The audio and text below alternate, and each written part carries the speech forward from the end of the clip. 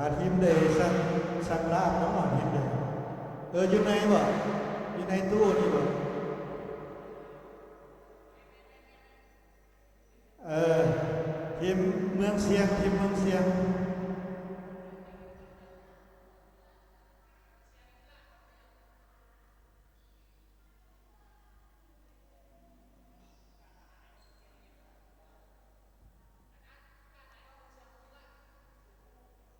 เมืองเชียงพี่น้องเมืองเชียงเขามากินข้าวเด้อ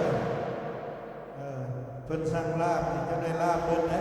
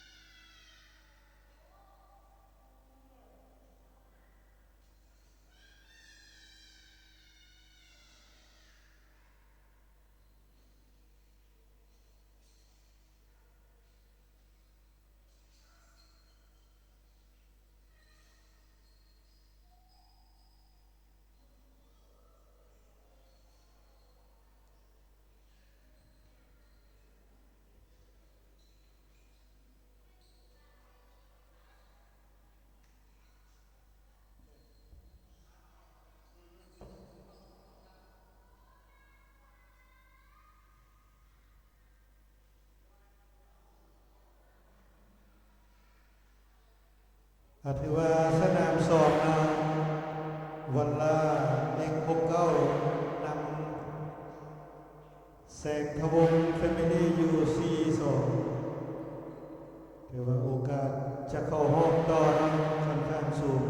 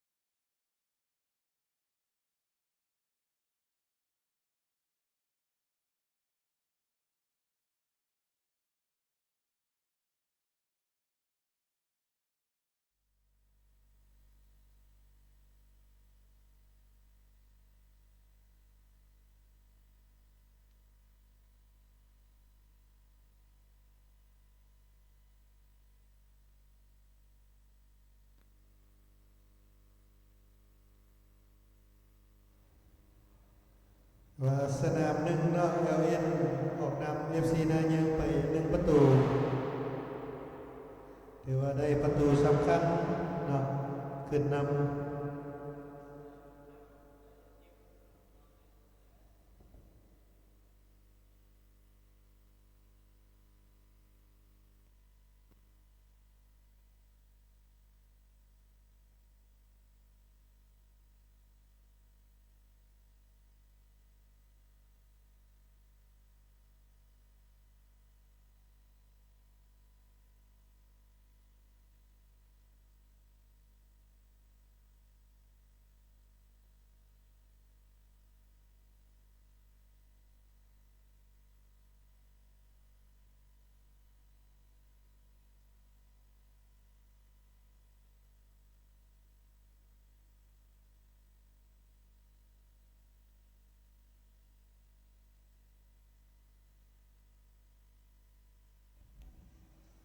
แต่ว่า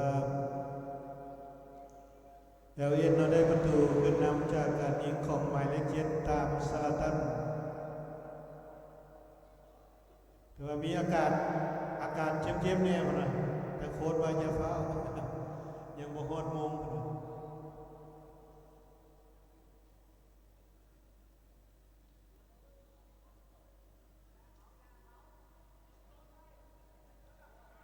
นนเก็บบานโอ้ใจบานสั้นสกัดออกไปก่อนผู้เล่นหมายเลข19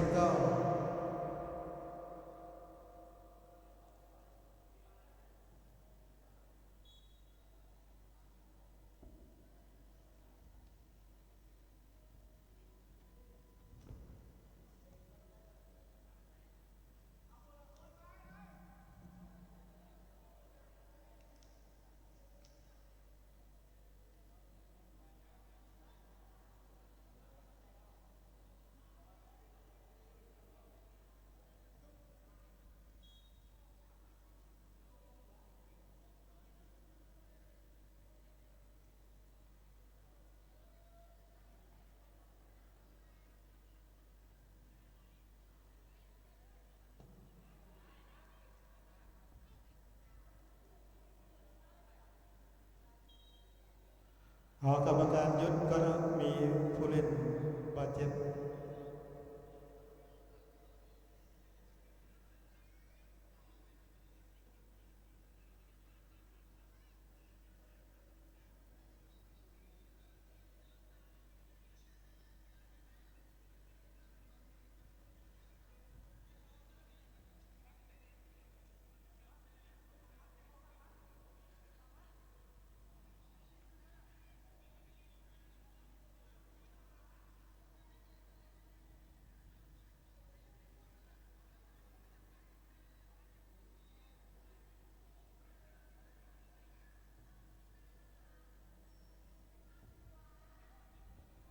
แต่ว่าสกอร์ยังอยู่1-0นะถ้าหากว่าได้2ได้3นี่อาจจะเห็นหมายเลข2233ลงนะเอลเอ็น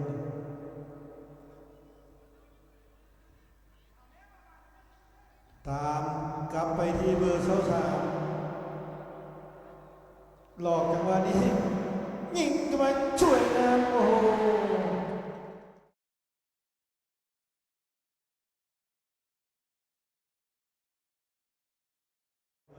ยังบ่เห็นเปลี่ยนตัว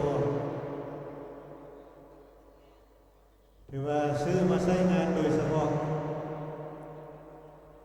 ยอดมาตามยิงไงโอ้โห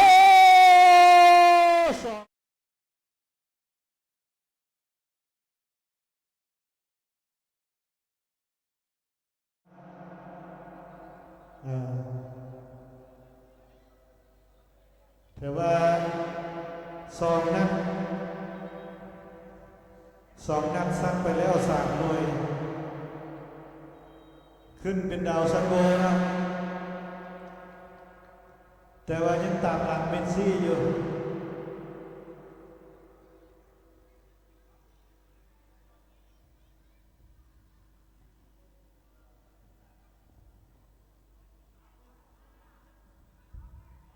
มาแล้วสิ่งจอมประสบการณ์ของเอลเอ็นกับเป๊ปซี่ย้อนมาให้กับ ดายิงเข้าไปอีก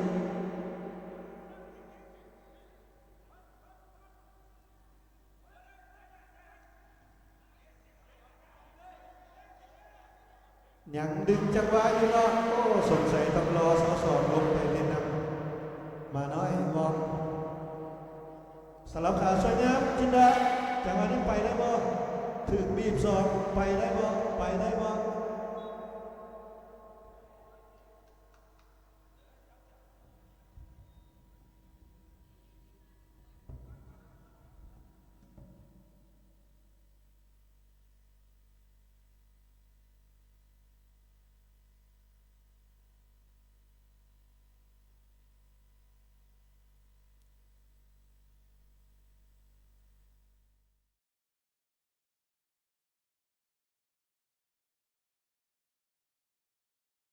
จินดาออกส่งกดนักห้อมของไทยเข้าไปกดจักรพันธ์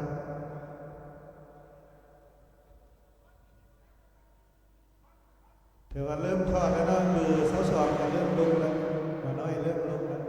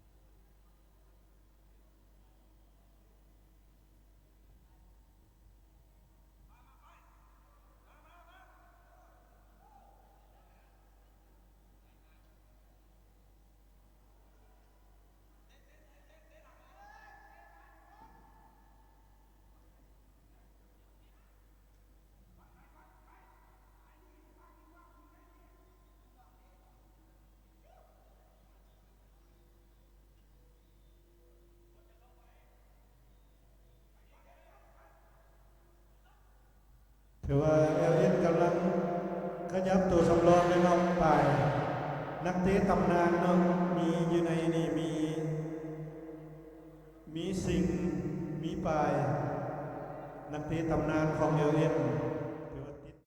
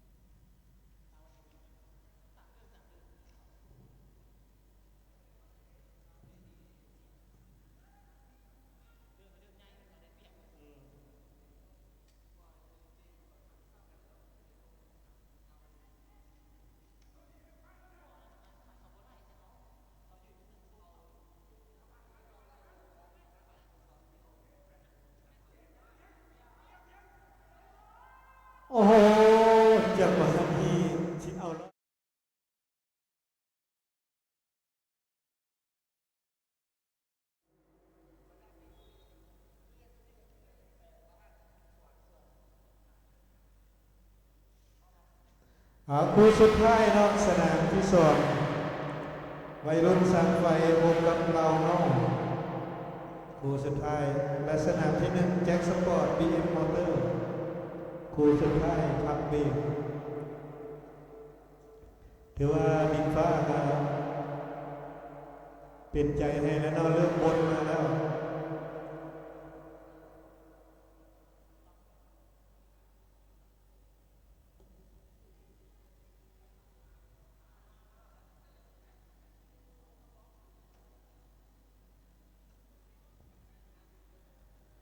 สำหรับคู่นี้ทีมใดชนะจะเป็นที่หนึ่ง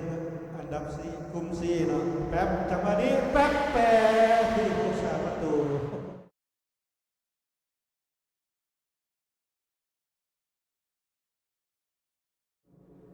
นักเตะตำนานเล่นกันก็โอ้มีแต่ตัวเก่า นี่เบอร์สองอีกไปโอ้อยู่ในอนาทีมเวอร์ซันแรกแล้วนี่นักเตะตำนานของเอลเอ็นนี่โยกเข้าโอ้สมบัติบริเวณเลยนะสิ่งช่วงนี้เพิ่นได้รถใหม่เนี่ยไปตลอดโบอยู่เงิน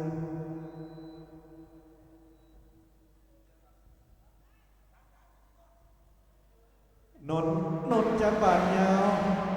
ไปต่อออกมาที่แป๊บให้กับสิงโอ้เล่นง่ายๆเลยเนาะสิงคันเต้นั่นนี่เน้นติดทีมชาติสิงชาติหน้า